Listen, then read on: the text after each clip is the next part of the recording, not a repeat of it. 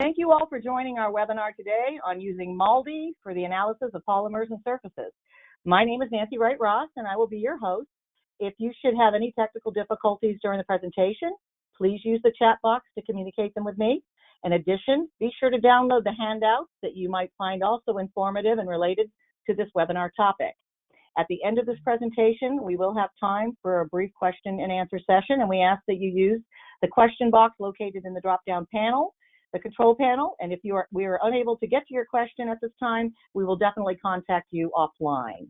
I would now like to introduce our presenter for this webinar, Dr. Pierre Canisius-Barushimana, MALDI Applications Scientist at Bruker Daltonics. Dr. Barushimana did his PhD studies in analytical chemistry at the University of Alabama, where he worked on creating and developing novel synthetic routes to gene-delivering polymers, such as linear polyethylene imines. He has been active in the field of polymer analysis and characterization using MALDI-TOF MF and other techniques for over 7 years, and will be presenting about the use of MALDI for the analysis of polymers and surfaces. I will now hand over the presentation to Dr. Barushimana. Thank you, Nancy, for the nice introduction. Welcome, everybody. I hope that everyone is having a good week despite the circumstances that we're in right now.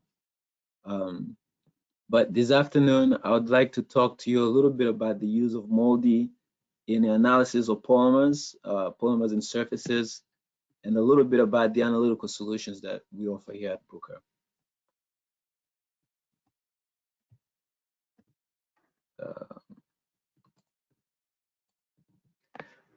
So first of all, I would like to talk a little bit about the advantages of using MALDI-TOF mass PEG as opposed to other techniques that are used in the analysis of polymers. First thing, one big advantage is the fact that MALDI gives you a direct measurement of your molecular mass, which basically means that MALDI doesn't have to use any standards to calculate the molecular weight of your sample, as opposed to other techniques such as GPC, where you have to have standards to be able to actually calculate what the molecular mass of your sample is. Another advantage is that MALDI produces mainly singly charged ions, and basically that translates into ending up with a simple spectrum that's easy to interpret. It takes just a couple of minutes by looking at it, and you know exactly what you have. This is an advantage over other ionization techniques such as ESI, which produces multiply charged ions, and you end up with a spectrum that has basically signals coming from different charge states, and you have to spend time deconvoluting the whole spectrum to get useful information from the spectrum. Another advantage is the speed of analysis.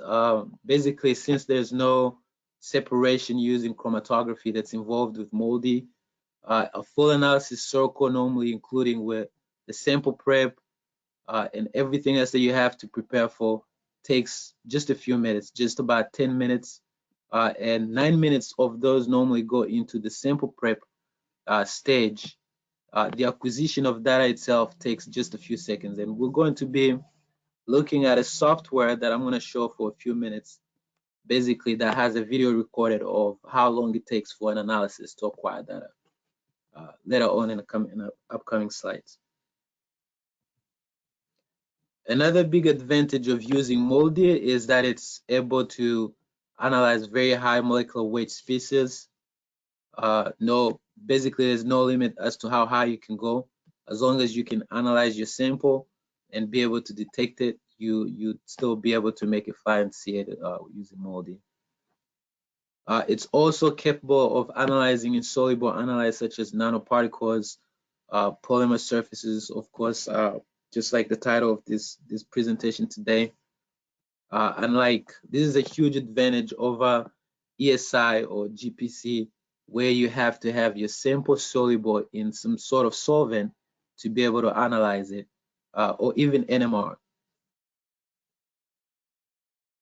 And lastly, actually my favorite is the fact that MALDI-TOF mass PEG is able to determine the polymer end groups and functionalities easily which is a huge advantage over other techniques such as FTIR or NMR, where in these techniques, basically, if you're dealing with polymers, you end up with broad signals coming from the backbone of the polymer.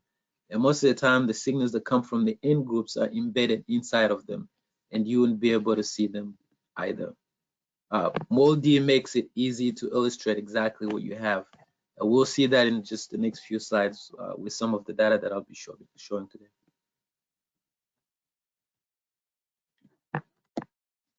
So as a definition, MALDI is an abbreviation for matrix assisted laser desorption.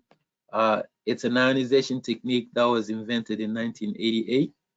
And I won't be going into the details of TOF mass spec, but I would like to quickly touch base on the basic principles of MALDI ionization. And here we have in the first step, basically, of MALDI, you have to be able to co-crystallize your sample onto a target plate, and the target plate is what goes into the instrument. And once you've co-crystallized your sample and matrix onto the target, you insert it into the instrument, and basically you start shooting laser energy onto your sample to ionize it. And one important detail here is you need to have the matrix that absorbs the laser energy present in high stoichiometric amount versus your analyte. And this is because your matrix is the one that actually absorbs the laser energy and softly gets excited and softly transfers that energy onto your analyte. You don't want your analyte to be the one absorbing the laser energy, and that helps from fragmenting your analyte before you actually can see it. And that's why MALDI is called a soft ionization technique, because it basically prevents the dissociation of your analyte before you see it. And then basically, after you've produced or you've analyzed your analyte, you've ionized your analyte, basically you apply an electric field on the target plate to extract all the ions from the ion source and accelerate them into the flight of the tube of flight about to the detector to be detected. And we're gonna get into this later on in the next few slides, but with the setup of the target plate, you're able to also analyze insoluble analytes, and we'll look at it in just the next few slides.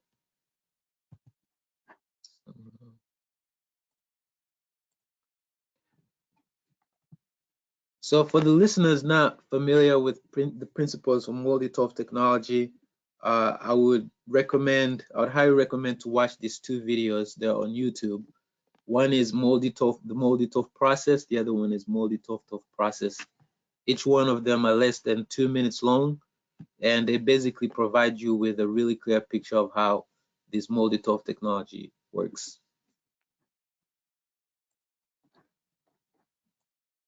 And now let's look at what the different targets that we use for MALDI look like.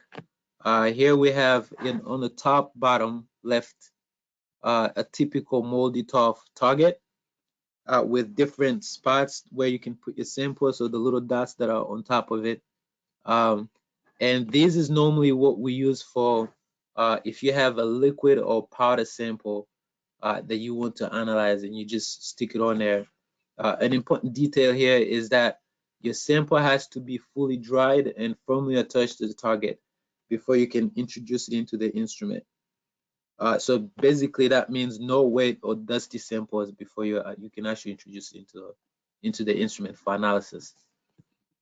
On the right side here, we have an adapter for TLC plates, and I will be explaining these into a little more detail later on, so I'd like not to touch upon that too much. But basically, it's a target that's customized for TLC plates that you can just insert your TLC plate inside of it after your TLC analysis, coat it with a MALDI matrix, and insert it into the instrument and analyze it. Right here at the bottom are a few examples of how you can prepare a sample if you have like a surface that you want to analyze. For example, here in this picture where we have a 2.5-inch disc where you just tape it onto the target make sure that you're using conductive tape, or that your sample, that your surface is also conductive, and just coat it with the MALDI matrix as well, and be able to insert it into the instrument and image it or analyze it.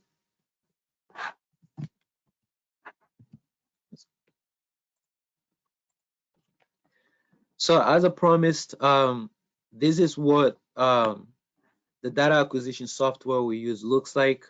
And this is a video that was pre-recorded during one of the analysis.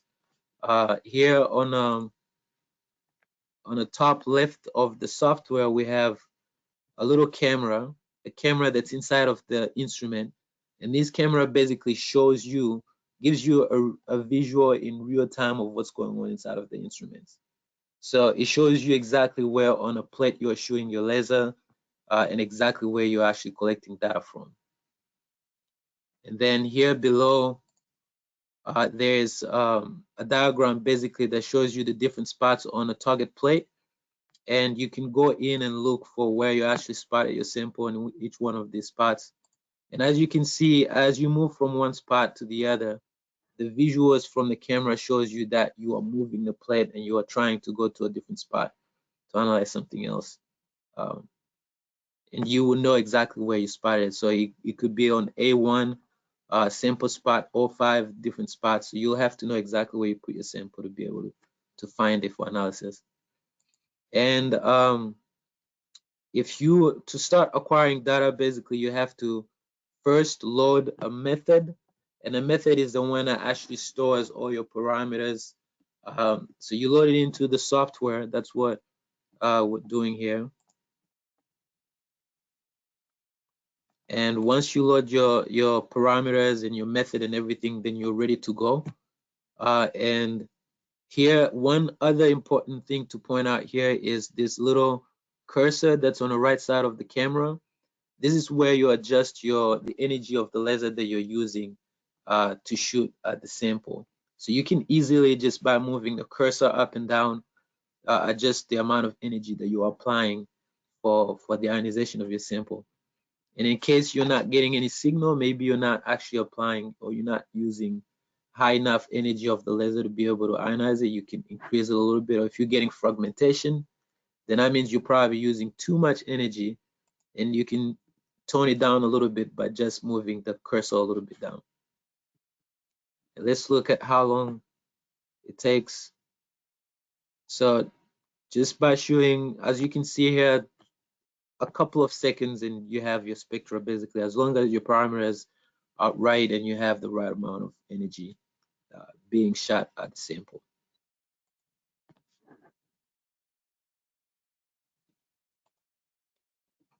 Once you're done acquiring all of your data, then you can take your spectra and plug them into one of our processing softwares and start interpreting them.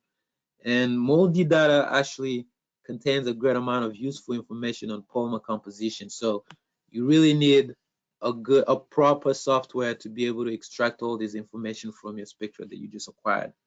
And this that we're looking on right now is Brooker's PolyTools software. And basically what happens is, as soon as you load in your spectrum, PolyTool automatically recognizes and color codes polymer series by the equal distances between the peaks. And in this case, as you can see here, it recognized that the repeat unit mass was 192 Daltons, which corresponds to a PET polymer. And so after that, also PolyTool is able to extract some of the other information that you may be interested in regards to your sample, such as it calculates basically the masses on your N groups, so N group 1, alpha and omega N groups, and gives it to you. And you have to input in what cation you used for your analysis. So if you used a sodium counter ion or a potassium counter ion, you'll have to input it in to help the software give you the correct masses of your sample. Another nice thing that PolyTool does is it will go in and calculate the average molecular weight of each one of these series. So I'll give you the average molecular weight, number average molecular weight, the weighted average molecular weight, the polydispersity index, as well as the degree of polymerization and a few other things. So and it does that all and organize it in a really nice neat table down here so that it's easy to visualize. So now let's look at how the data that you get from a MALDI-TOF experiment looks like. And this is in a spectrum of a low molecular weight polyethylene glycol polymer. And this is about 600 Daltons. And you have on your x-axis your mass per charge and intensity on your y-axis. And as you can see from this spectrum, for example, we have two series present. So there's this one that's dominating with high intense peaks, and there's another one in between with low intense peaks. Both series have exactly the same spacing in between peaks, which means that corresponds to 44 Daltons, and that's an indication of polyethylene glycol. That's a repeat unit of an ethylene glycol monomer. But that tells us that the fact that we have two series tells us that we have two series with different end groups. And this is a nice detail that you get only from MALDI that you may not get from other techniques such as GPC, where you just end up with one molecular weight distribution. It won't tell you exactly what's behind your peak or your distribution, or NMR, where it also gives you the same backbone peaks will show up under one signal. It won't really detail it and separate them into different polymer series. So if you have different initiators, different terminating agents, then it's really hard to tell which ones worked and which ones are not attached to your polymer. This is another typical spectrum of a slightly higher molecular weight polypropylene glycol polymer with an average molecular weight of 3,500 Daltons. And as you can see in this one, if you zoom in just a little bit on one of the peaks, this is just one peak that was zoomed in around 3,700 Daltons, you still get a high enough resolution to be able to see the isotopic pattern of each peak. So this would be very useful if you had a mixture of like one or two or more polymers in your sample, where you can actually go in on each peak and tell if it's coming from the same series or the same polymer. So basically, this will help you tease out and separate peaks from different polymers in your sample. And finally, this is what a much higher molecular weight polystyrene polymer of like 100 kilodalton looks like by MALDI. And as you can see, at high molecular weight, we basically lose that nice resolution where you can see each peak separate from another one. But we'll still we're still able to see what kind of polymer is it by zooming in and looking at the spacing between the peaks, and it'll tell you exactly what the molecular weight of the repeat unit is. And in turn, you can tell if it's a polystyrene polymer or PMMA or any other type of polymer.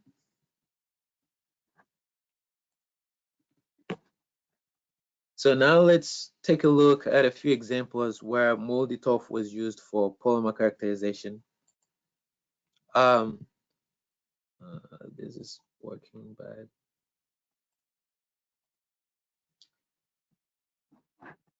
So the first example here was a comparison between two PET bottles from two different vendors. And the one on the top was basically intended for use to hold cold green tea, whereas the one at the bottom was used to also hold hot green tea, so both cold and hot. And our main objective here was to check for any differences in the chemical structure of these two plastics. And on a first glance, as you can see, there's not much different between these two bottles. We have exactly the same series in both. It tells us that it's PET, the same repeat unit, the same average molecular weight. So these two are not different basically by the standards of if you were using a technique like GPC or NMR, it just give you the exactly same spectrum. The nice thing with MALDI is it details exactly the different polymer series that you have present. So if we went in and zoomed in on one of the M's of Z's, so like a zoom in around M's of Z of 1500 Dalton, you can see that in this bottle from vendor B, this one series a lot more intense in this bottle than it is in that other bottle. And maybe that's exactly what's making this one bottle capable of holding hot drinks versus the other one. It could be something else. But if you are also interested to figure out what this series specifically was, you can take the same spectrum, plug it into PolyTools, the software I had just described in the previous slides, and then look at each series and see what's different, what kind of end groups does each series have, and what kind of end groups does the series of interest has. And as you can see in this one, PolyTool automatically recognizes that all of the series are PET by the repeat unit, and it gives you the residual mass of the end groups on each one of the series. And basically, with the basic knowledge behind the synthesis of this certain polymer, you can go back in and figure out what each one of these end groups are.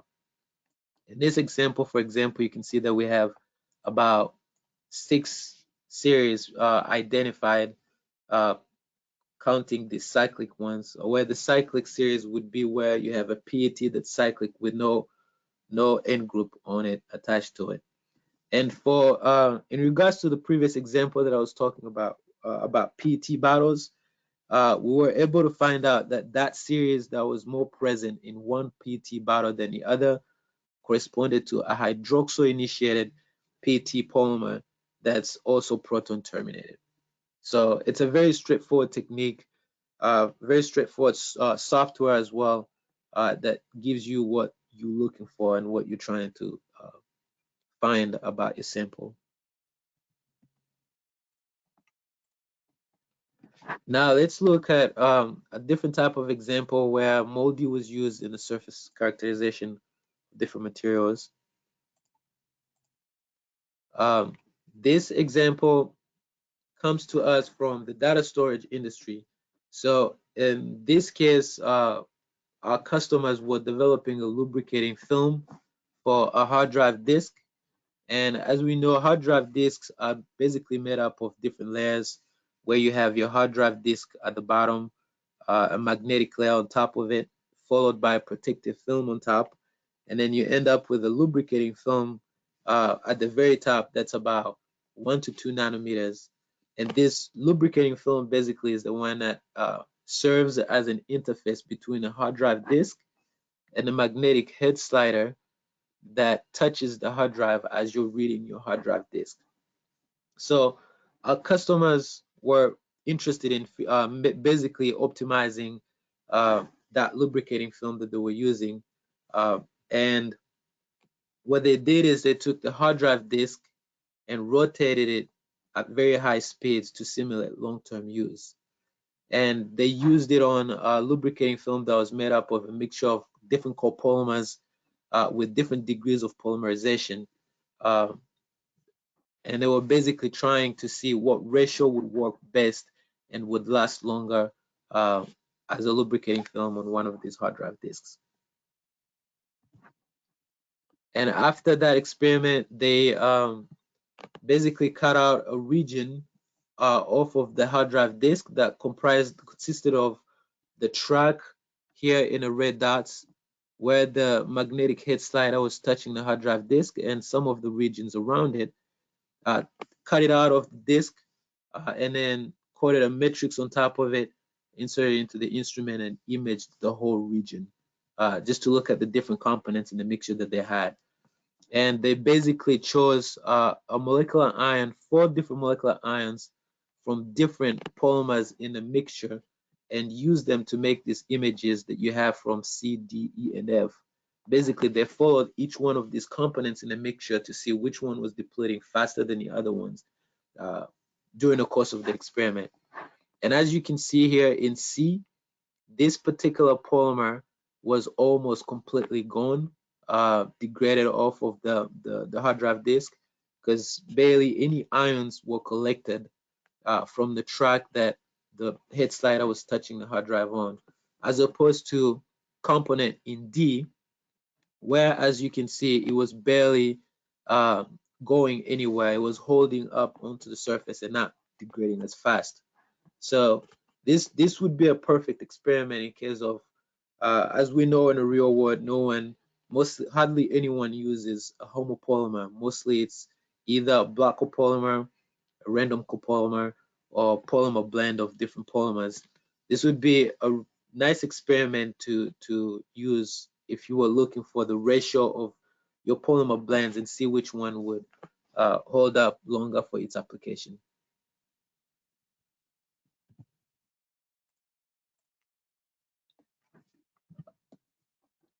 Another example here that comes to us from one of our customers as well, a company called Nido from Japan, where they did a study of antioxidant degradation under UV.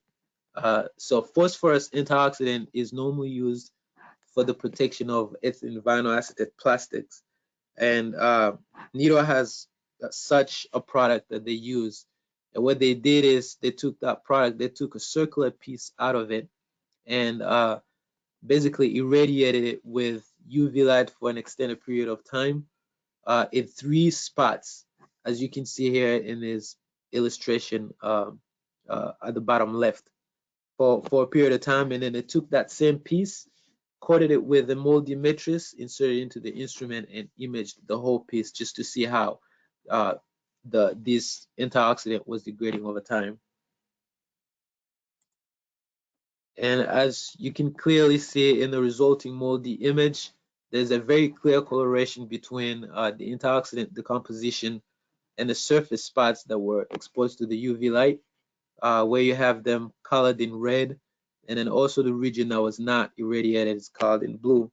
And this is also another really good experiment that could be useful for studying surface material degradations under different conditions or different effects over time. And then, as I had mentioned earlier, that I was going to talk a little more in detail about TLC-MALDI. MALDI can also be paired with TLC for better understanding of different polymer mixtures. So most of us probably already know or use TLC or have used it in the past. TLC is an indispensable technique for a number of applications. It's used in forensics, food, cosmetics, clinical, industrial applications, almost anywhere. And it's also one of the quickest and simplest method to monitor the progress of chemical reactions in organic synthesis. However, one of the drawbacks of TLC is that there's no way to actually tell exactly what's behind the different TLC separated components that you have. Other than the RF values, there's nothing else, no other information on your mixture that you get from a TLC. And most of these applications that I was mentioning earlier, it's actually critical that you can add molecular structures or identities behind them, because RF values alone are not very reproducible. And also, you can easily have 2 components in your mixture that have exactly the same RF value. So there's no other way to tell if you have 2 or 3 components under one signal with just TLC. So one of the ways that were previously established to be able to assign structures behind these components was pairing TLC with a mass spec technique. Instead of using UV or staining agent, they use mass spec for detection to see what's behind the components. But the issue with that also was the fact that to be able to do that, you have the previously established protocols involved chromatography, where you need to basically collect your eluents into a different series of fractions, and then turn around and go analyze those fractions using mass spec. And that also has multiple drawbacks. First of all, it's time consuming. And then the second and most important is it carries the risk of losing some of the analytes that may be present in your mixture at low concentrations. And lastly, it's resource inefficient. Basically, you need to have columns, you need to have solvents to use and things like that. So at Bruker, what we did is we developed a technology, TLC/HPTLC MALDI, that allows you basically to save both time and money by providing you a deeper understanding of your sample mixture at the same time. And this is the same simple target plate that I showed in an earlier picture in the earlier slides, where it's adapted to actually fit a TLC plate inside of it after your TLC analysis. And basically what happens, we did an experiment. Here's an experiment of a TLC MALDI that was done on a standard lipid mixture. For just a regular TLC analysis, you end up with this UV image where you can just shine a UV light on top of your TLC plate and be able to localize where your components are on a TLC plate. Another method that's normally used is using a staining agent as well, but that doesn't give you any information as to what these components are. Could be also one component, could be two, could be three. There's no way to clearly tell with just TLC plate. With TLC MALDI, we're able to take the same TLC plate, coat it with a MALDI matrix, insert it into the instrument, and basically scan it pixel by pixel and figure out where the components are and what these components are made up of. And we have a nice program that basically helps you visualize what you have in your sample by creating a heat map like this one that we have on the right side that goes in and tell you where the different components are on your TLC plate. Basically, you have here your x-axis as the your mass per charge, and your y-axis would be your RF value. And as you can see here in different components, for example, so if you have a red dot on your heat map, that's an indication of a compound that's present or a signal that's present in abundance in your sample. And as you can see here in this red box, in the boxes that were shown, at the same retention time, most often you end up with multiple compounds, not just one, with the same RF value. For example, here in the green box, you have two that are very dominating with strong signals, and it's something you will not be able to pick out otherwise. TLC MALDI is not only applicable to lipids, it's only applicable to polymers. For example, here this is a mixture of polymers of two polyethylene glycol polymers. One is a glycerol ethoxylate, that's a branched polymer, as you can see here, that was in a mixture with a methylated PEG polymer, and this was easily separated by TLC. And when you apply the TLC MALDI capabilities onto it, then you can visually see that we have two completely different polymers basically present in your mixture. And the nice thing about using TLC MALDI is you're able to also go in and select a precursor ion for either one of these components and send it to a secondary ion source for basically deeper structural elucidation. And in this case, we have two PEG polymers, but with completely different structures. So if we did that with an MSMS analysis onto them, you end up with two completely different fragment spectrum, where you have your linear PEG here that shows basically a single distribution. So if you take a linear polymer and you fragment it, you only get fragments of the same polymer, so you'll end up with just one distribution. Whereas if you have a branched polymer and you send it to MSMS for fragmentation and more analysis, you end up with multiple series, multiple distributions in the fragment spectrum. And the reason for this is the separation of different arms of the polymer molecule basically during fragmentation is what causes you to end up with multiple distribution. And this one experiment can also be applicable to any other sample if you were trying to figure out if you have a linear polymer versus if you have a branched polymer as well. So now let's look at the hardware features built into our MALDI-TOF mass spectrometers. And here on the left, we have an image of an Autoflex Max, and we'll see how it fits in on the flip of all the mass spectrometers that we have in the next slide. But in the Autoflex Max, you have a It's equipped with a smart beam laser, which is the longest life laser performance we've ever included into a MALDI instrument. And this is a solid state laser with a fast repetition rate up to 2 kilohertz, and an optimum energy profile compared to like any other lasers that you might have in a MALDI and other instruments, such as nitrogen lasers. It's equipped with a panoramic extraction feature, and basically what this means is it has a special electric field in the ion source that allows you to extract ions of different masses from the ion source as effectively across the mass range, basically. So as we all know, polymers are not just one molecular weight, it's a distribution with different polymer chains of different lengths. So if you have a broad polymer sample, you have to be able to extract ions that are low molecular weight just as well as you extract ions that are high molecular weight. And this is what the panoramic extraction helps you with. It's equipped with a self-cleaning ion source, so it helps you with time if you are changing from one sample to another that may be contaminate your next analysis. It also has a it's also equipped with a TOF, which is two detectors that help you achieve high sensitivity in MSMS analysis, and a flash detector, a brand new flash detector basically that's optimized for small molecule and large polymers at the same time.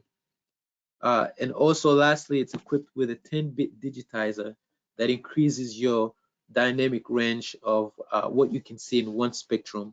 The models that were before it were equipped with an 8-bit digitizer, and a 10-bit digitizer is actually 4 times better as far as dynamic range goes.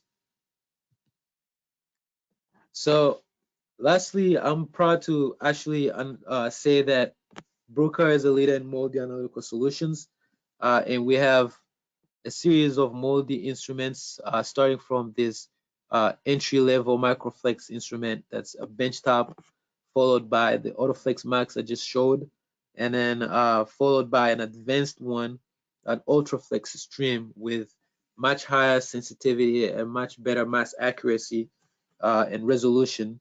And then at the top we have this Rapid Flex that's equipped with a lot of really good features, including the 10 kilohertz laser that can actually run an image experiment that normally would take 2 to 3 days in less than 3 hours.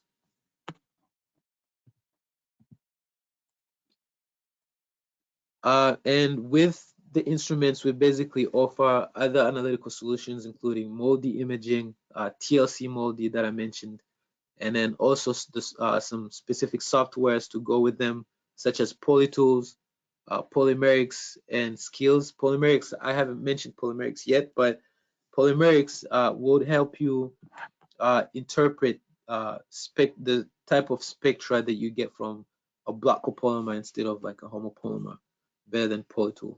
Whereas Skills is another software that's normally useful for imaging experiments. And also we have the highest the biggest globally leading installed base with more than 25 years of experiments. So you can't go wrong with either one of these experiments with these instruments.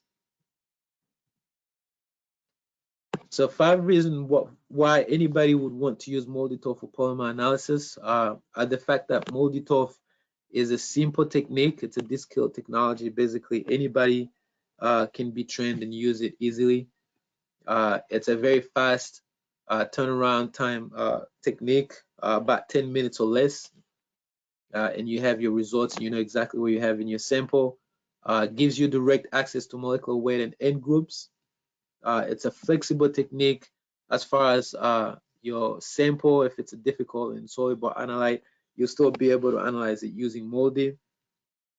And also it comes with a complete solution with industry standard softwares. And with that, I would like to thank you all for your attention, and I'm more than happy to take any questions at this point. Great, thank you, Dr. Barushmana. Appreciate that. As you stated, we do have some questions that have come in already, but please use your question box and we will begin. First question, what are the major advantages of MALDI-TOF MS over SEC GPC for the analysis of polymers? Well, there's several. So a few of them I had already pointed out in the presentation, but the fact that MALDI is able to give you the functionality of your polymer that's behind the distribution, that's something that GPC normally doesn't provide. Another thing is it gives you access to direct molecular weight. So the molecular weight that you get with MALDI is an absolute molecular weight, whereas most GPC experiments normally would give you a relative molecular weight relative to other standards. Besides it would be relative to other standards and not absolute. So that could be off by 10%, by 5%. There's no way to tell how accurate the molecular weight that you get from GPC would be.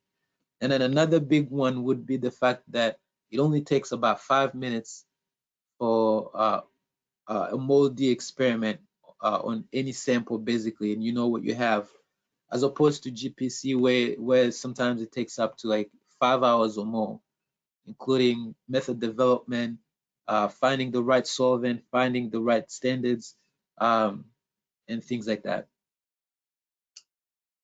Another question here, can MALDI be paired with an LC system such as a GPC, and do you provide that combination?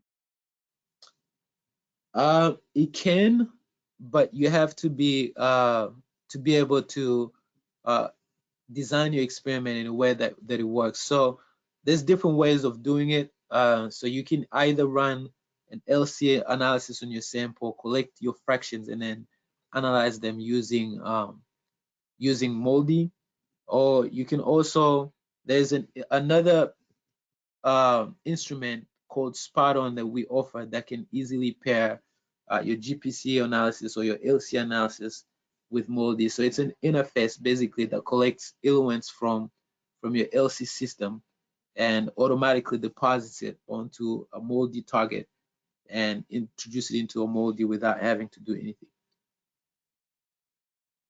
Okay, another question here. For the PET water bottle, how was the sample prepared for MALDI analysis? That was, I may have to go back to that, but that was just dissolved in HFIP. So HFIP is the solvent that was used, and you basically take the sample, you make a sample solution of about 10 mg per mil, 1 to 10 mg per mil, and then you have a MALDI matrix in the same solvent as well, and you mix those up with a ratio of 1 to 20. And I believe that experiment was done with a DHB matrix, that's dihydroxybenzoic acid, and with a catalyzing agent of sodium trifluoroacetate. So you make a mixture of 1 to 20 to 1, so 1 being your sample, your analyte 20 to 20, a stoichiometric ratio of 20 of your matrix to 1, and then you co-dry it onto your sample and start analyzing it. Another question here. What is the maximum mass you can reasonably expect to get reflection data on when running polymers? Reflection data.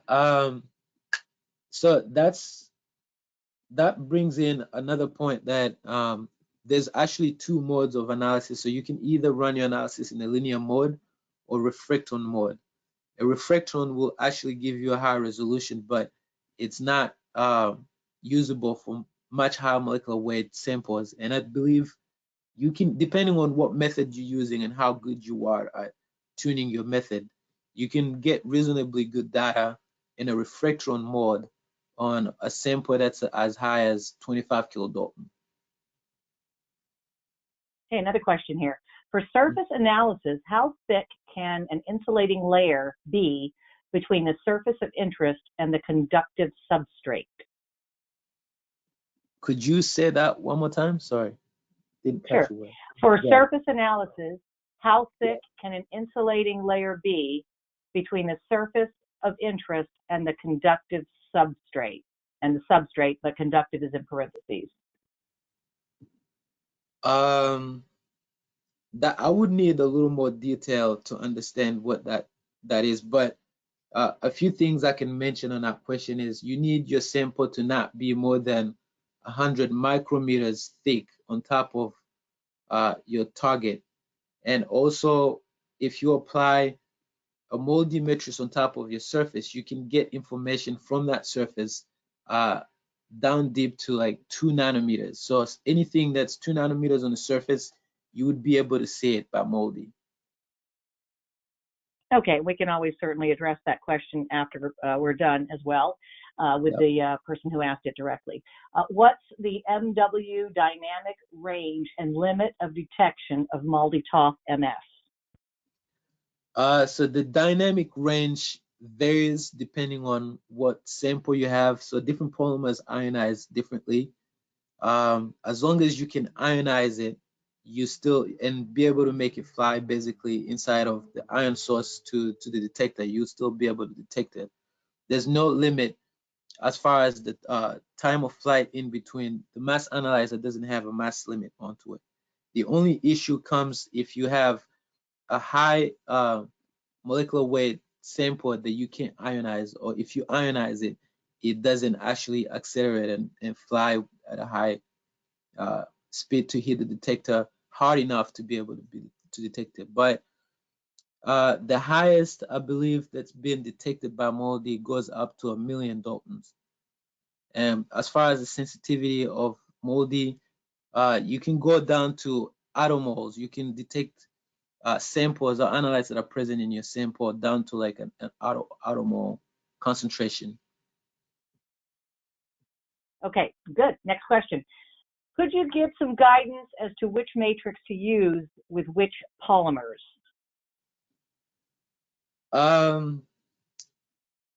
There's no clear way to actually say what polymer works with what matrix. It's mostly a trial and error process where you have to figure out what have people used in the past for a certain polymer, and there's a huge amount of data actually on that with the experiments that have been done before that can be found on in different literature, or even if you go on Google and type in MALDI recipes, NIST. There's a website where people just go in and upload their experiments and conditions that they've used for different polymers, and you can go in and search for your polymer or a polymer that matches what you are working on and be able to find something as a starting point. Another question here. How does the MW calculated by NMR or GPC relate to the MW by MALDI? The MW that you get, the molecular weight that you get with MALDI is absolute, and MALDI is very accurate as compared to any of those techniques. So, and for GPC, depending on what type of GPC experiment you're running, is it GPCT with tetra detection or standardized GPC? In most cases, the molecular weight that you get is not absolute. And then NMR as well, like I mentioned earlier, relies on the signals that you get from your N groups to be able to figure out what's the molecular weight of your polymer.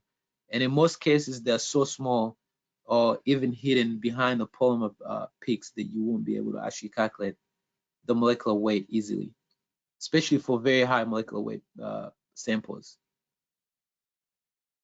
Okay, another question. Can you use MALDI to determine the block length of a block copolymer? Absolutely, yes. So what happens is if you have a block copolymer, you can run an MS-MS experiment on it, and most often the linkage between the two blocks would be the weakest bond in the whole polymer chain. So that will break first, and you can easily tell which one is breaking first and how high molecular weight is one block versus the other. Okay, how robust is the sample plate loading on the new MALDI-TOF? That's pretty robust. I would recommend someone to go watch one of those two videos that I had on MALDI-TOF process and MALDI-TOF process. It shows you an illustration of how the sample is loaded into the instruments and everything. It's pretty robust. Okay, well, I think we've answered all the questions. I want to thank everyone for joining us this afternoon. We will, you're going to receive the recording of this webinar within 24 hours. Be sure to visit us online. We do have a series of other webinars and more webinars coming at www.bruker.com. We certainly hope that you're all staying safe from COVID-19. Enjoy the rest of your day, and thank you so much for joining us today.